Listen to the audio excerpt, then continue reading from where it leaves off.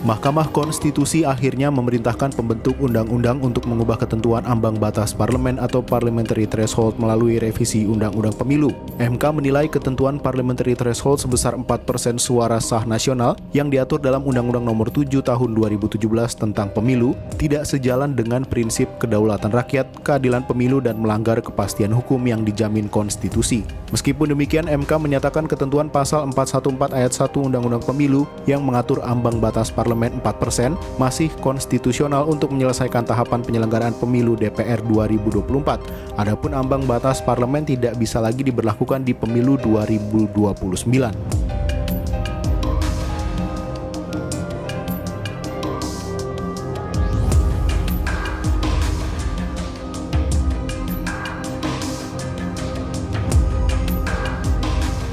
MK pada Kamis 29 Februari 2024 mengabulkan sebagian permohonan yang diajukan oleh Perkumpulan untuk Pemilu dan Demokrasi atau Perludem yang menggugat penerapan ambang batas parlemen sebesar 4% suara sah nasional sebagai dasar untuk menentukan perolehan kursi di parlemen.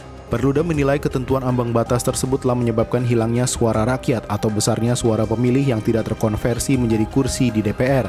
Perubahan norma ambang batas parlemen termasuk besaran angka atau persentase ambang batas juga harus diputuskan dengan tetap menjaga proporsionalitas sistem pemilu proporsional. Hal ini penting untuk mencegah besarnya jumlah suara yang tidak dapat dikonversi menjadi kursi DPR.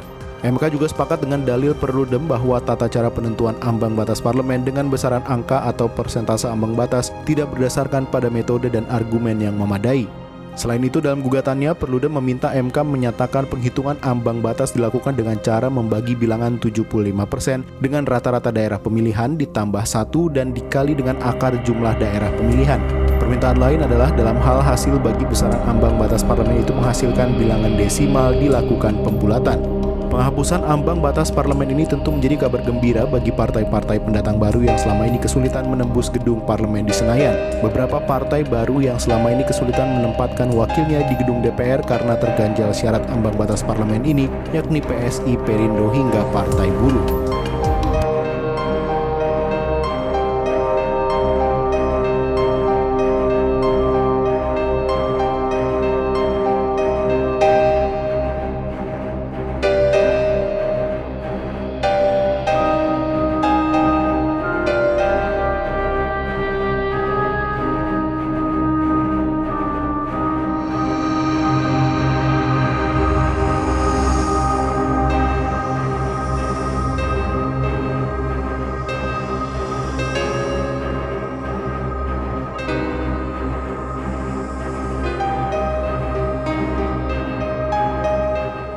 Terima kasih sudah nonton.